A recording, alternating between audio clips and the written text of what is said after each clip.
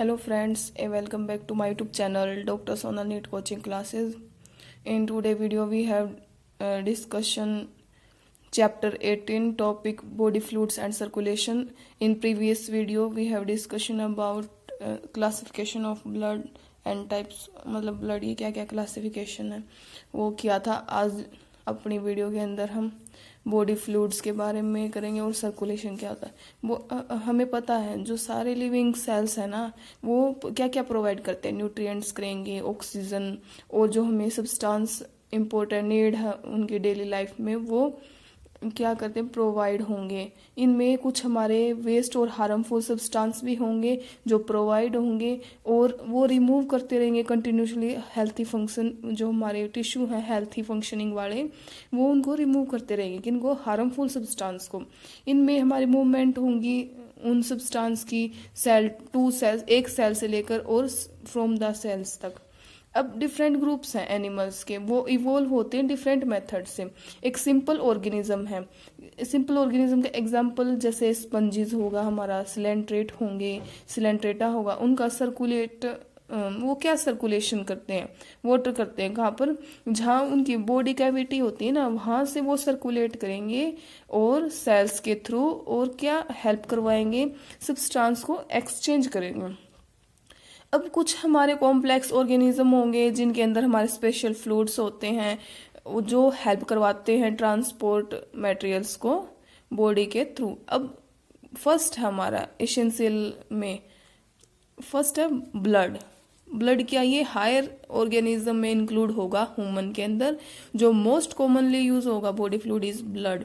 And second body fluid है lymph जो transport करता है सर्टेन सब्सटेंस को ट्रांसपोर्ट करवाएगा with help of lymph. And जो ह्यूमन है वो बॉडी फ्लूइड से ही मोस्ट कॉमनली यूज होता है ह्यूमन के अंदर blood. We know that blood is special connective tissue and consisting of fluid matrix, plasma and formed elements. इनके अंदर क्या क्या प्रेजेंट होता है, प्लाज्मा की फॉर्म में होगा, एलिमेंट्स फॉर्म होंगे, ये सब आएगा। अब प्लाज्मा हमने पिछली वीडियो के अंदर किया था, प्लाज्मा है 55% होगा हमारे ब्लड का, H2 और वाटर की फॉर्म में होगा, ये सब सब्सटेंस प्रेजेंट होंगे। ये सब किसके हैं, प्लाज्मा के हैं। अब प्लाज्मा के अंदर हमने किया 90 से 92% तक वाटर की फॉर्म में होगा और अदर्स के अंदर 8% होगा। अदर्स के अंदर हमारे गैसेज आ गई, इनऑर्गेनिक सब्सटेंस हो गए, हार्मोन एंड ऑर्गेनिक, ये सब किया था हमने।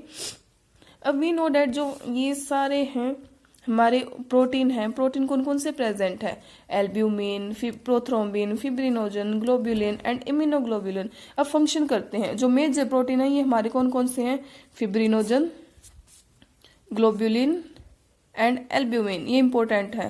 पहला एल्ब्यूमिन, फिब्रिनोजन एंड ग्लोब्यूलिन, तीनों इंपॉर्टेंट है। अब नेक्स्ट में फंक्शन देखेंगे हमारा क्या क्या होगा। जो फिब्रिनोजन है ना वो कोगुलेशन में हेल्प करेगा, फिब्रिनोजन हेल्प ऑफ कोगुलेशन या ब्लड क्लॉट बनाने में हेल्प करेगा कौन, फिब्रिनोजन। सेकंड है ग्लोब्यूलिन। ग्लोबिन प्राइमरी फंक्शन क्या होता है, जो हमारा डिफेंस मैकेनिज्म, नाम से ही पता चल गया है, ग्लोब्यूलिन डिफेंस मैकेनिज्म।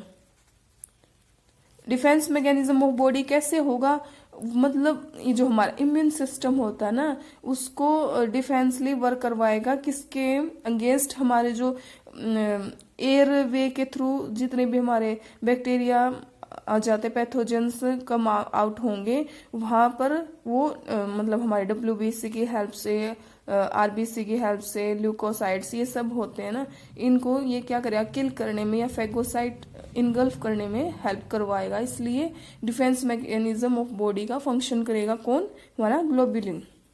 नेक्स्ट है डिफेंस मैकेनिज्म। अब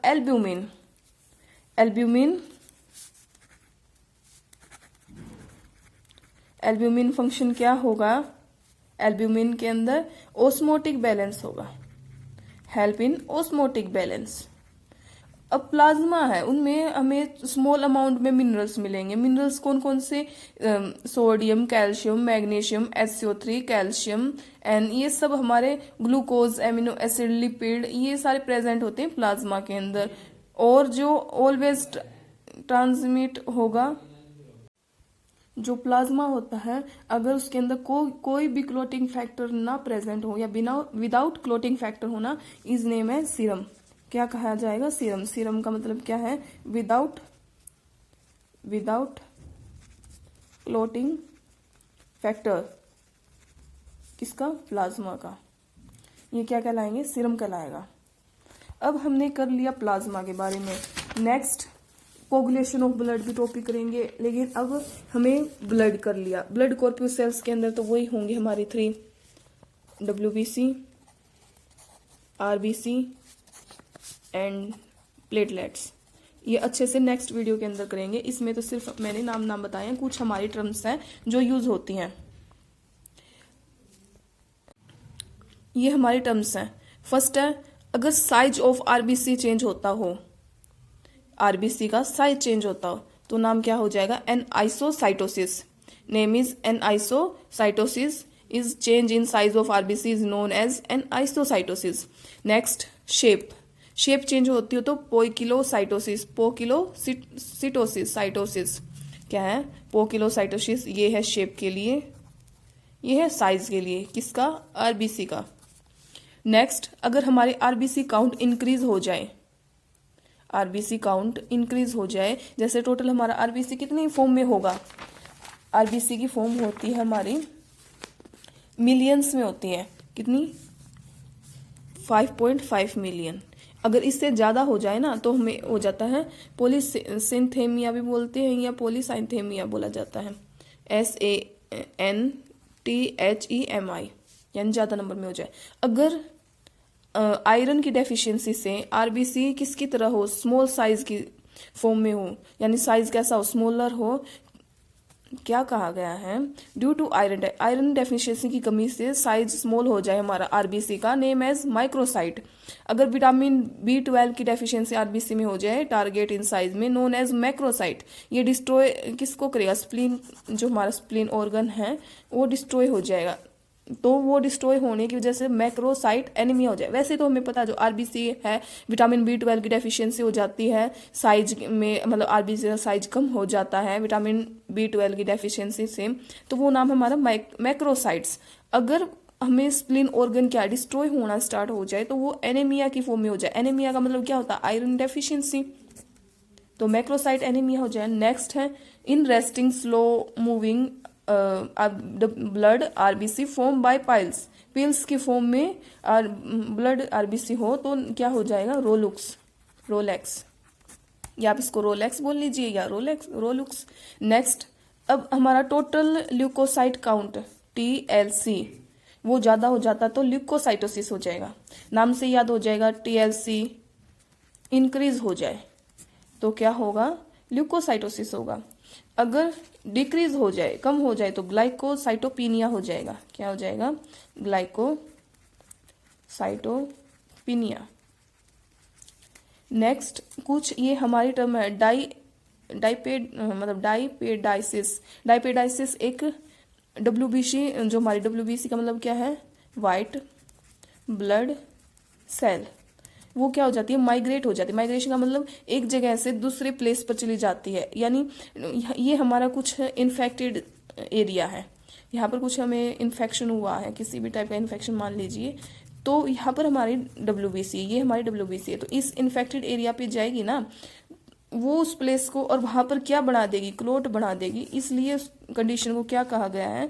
डाइपेडाइसिस कंडीशन, नेम एज डाइपेडाइसिस। नेक्स्ट है हमारा थ्रोम्बो किसके लिए यूज करते हैं हम? थ्रोम्बोसाइटोसिस, प्लेटलेट्स के लिए।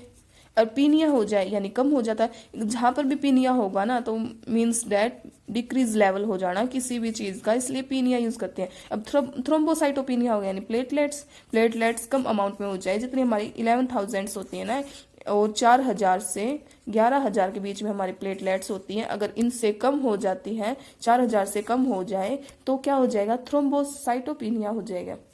ये कुछ हमारे टर्म्स थे, एक बार रिवीजन कर लेते हैं। अगर साइज आरबीसी का चेंज हो तो एनआइसोसाइटोसिस हो जाएगा, शेप आरबीसी की चेंज हो तो पोइकिलोसाइटोसिस हो जाएगा, और हमारा आरबीसी काउंट इंक्रीज हो 5.5 मिलियन से ज़्यादा हो जाए तो पॉलीसिंथेमिया हो जाएगा।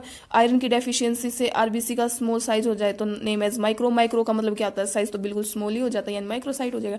अगर विटामिन B12 की डेफिशिएंसी से हो जाए तो मैक्रोसाइट हो जाता है, और स्प्लीन ऑर्गन डिस्ट्रॉय होना स्टार्ट हो जाए तो एनीमिया हो जाएगा, यानी मैक्रोसाइट एनीमिया हो जाएगा। नेक्स्ट आरबीसी के लिए तो अगर साइज मतलब जो हमारे काउंट आरबीसी काउंट कम होती है तो एनीमिया की डेफिशिएंसी हो जाती है, आरबीसी डेफिशिएंसी हो जाए तो name as disease name as anaemia. Next, अगर रेस्टिंग स्लो मूविंग है ब्लड की और किस फॉर्म में, पिल्स की फॉर्म में हो जाए तो रोलुक्स हो जाता है। और टीएलसी का इंक्रीज अमाउंट हो जाए, इंक्रीज लेवल हो जाए, काउंट ज़्यादा हो जाता है, ल्यूकोसाइटोसिस हो जाएगा। अगर कम हो जाए टीएलसी यानी टोटल ल्यूकोसाइट काउंट तो ग्लाइकोसाइटोपिनिया हो जाता है। अब डाईएडिफाइसिस मतलब हमारे जो WBC है वो किसी इन्फेक्टेड प्लेस में क्या क्लोट बनाना स्टार्ट कर दे, ब्लड क्लोट बना दे तो वो नेम एज डाईएडिफाइसिस। नेक्स्ट, थ्रोम्बोसाइटोपिनिया, पिनिया का मतलब डिक्रीज लेवल होना, थ्रोम्बोसाइटोसिस का मतलब थ्रोम्बोसाइट्स का मतलब प्लेटलेट्स, अनदर नेम हमारे प्लेटलेट्स का अनदर नेम क्या है, थ्रोम्बोसाइट्स है, तो वो डिक्रीज लेवल हो जाएगा प्लेटलेट्स का। डिक्रीज लेवल कैसे होगा, 11,000 से, अगर 4,000 से 11,000 के बीच में इनका लेवल कम हो जाए तो हमें थ्रोम्बोसाइटोपिनिया हो जाता है। अब ब्लीडिंग टाइम 1 से 3 मिनट होगा और क्लोटिंग टाइम 2 से 8 मिनट होगा। ये हमारा ब्लीडिंग टाइम होता है, ये क्लोटिंग टाइम होता है। टर्म्स के बाद ये हमारे 13 फैक्टर थ्योरी है। किनकी 13 फैक्टर, ये जो फैक्टर हैं जो हमें इफेक्ट करते हैं ये सारे फैक्टर। फर्स्ट फैक्टर हमारा fibrinogen, prothrombin, thromboplastin, calcium, proaccelerin, accelerin, proconvertin, AHG का मतलब एंटी हीमोफिलिक ग्लोबिन। 9th वाला हमारा क्रिशमिस फैक्टर। 10th है स्टुअर्ट फैक्टर। PTA का मतलब plasma thromboplastin anti acid. Next है हेगमन फैक्टर और FSF फैक्टर यानी फिब्रिन स्टेबलाइजिंग फैक्टर। टोटल हमारे 13 टाइप्स के फैक्टर प्रेजेंट होते हैं इन ब्लड।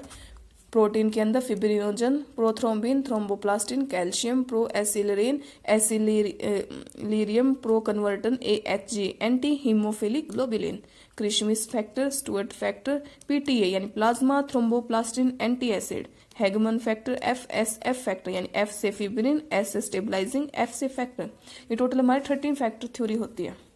नेक्स्ट हम लिम्फ करेंगे। लिम्फ होता क्या है, वी नो डेट जहाँ अगर ब्लड पासिस होगा, फर्स्ट ब्लड क्या टॉपिक कर रहे हैं हम, लिम्फ कर रहे हैं।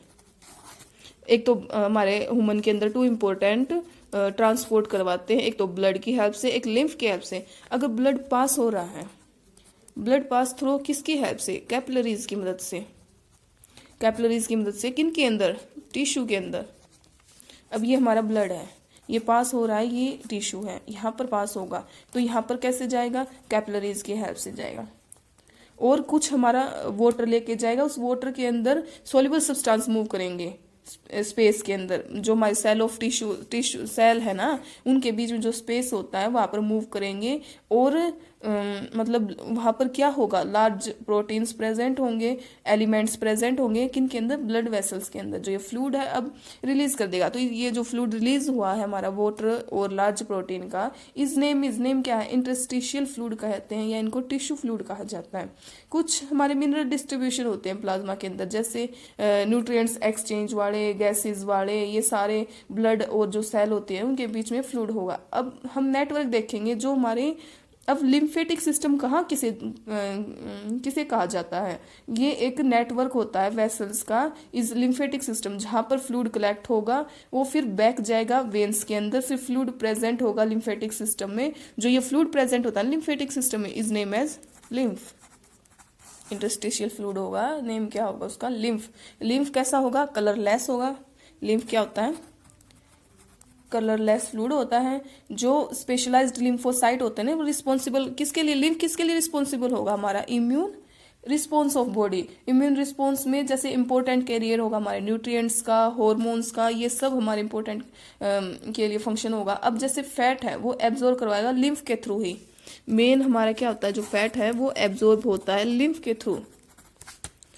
लिम्फ में कैसे एब्जॉर्ब करवाएगा, जो हमारे क्योंकि लिम्फ उनके अंदर क्या प्रेजेंट होते हैं, एक लैक्टल्स प्रेजेंट होते हैं। लैक्टल्स प्रेजेंट होने की वजह से जो इंटेस्टाइनल वेलाई तक ये क्या करेंगे, वहां पर विलाई के अंदर फैट्स को रीएब्जॉर्ब करवाते हैं।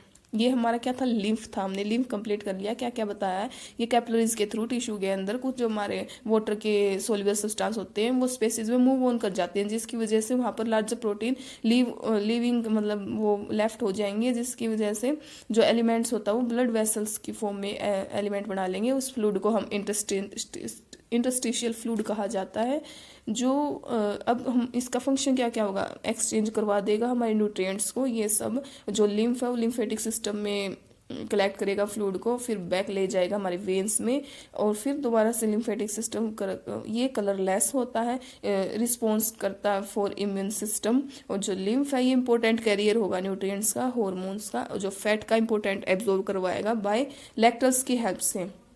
जो लैक्टल्स प्रेजेंट कहाँ होते हैं, जो हमारे इंटेस्टाइन के अंदर माइक्रोविलाई होती है ना, ये इनके अंदर फैट को रीएब्जॉर्ब करवाता है, क्योंकि यहाँ पर क्या प्रेजेंट होते हैं, लैक्टल्स प्रेजेंट होते हैं। हमने लिम्फ भी कंप्लीट कर लिया। अब सर्कुलेटरी पाथवे, जो सर्कुलेटरी पाथवे होती है, सर्कुलेटरी पाथवे ये 2 टाइप्स की होती है। First open second closed. ये हम नेक्स्ट वीडियो के अंदर करेंगे, पूरा सर्कुलेटरी पाथवे कैसे कैसे हो जाएगा, कौन कौन से ऑर्गन का कितने चैम्बर्स प्रेजेंट होते हैं, एनालिड कैसे करेगा, कैसे क्लोज की फॉर्म में होगा, कैसे ओपन की फॉर्म में होगा। आज हमने टर्म्स की, ये इंपॉर्टेंट है, जरूर याद कर लेना। और ब्लड्स के टाइप्स पिछली वीडियो के अंदर किए थे। Thank you guys. अगर आपको फिर भी कोई डाउट है, वीडियो समझ में नहीं आती है, तो आप पूछ सकते हैं किसी भी time. Thank you too so much.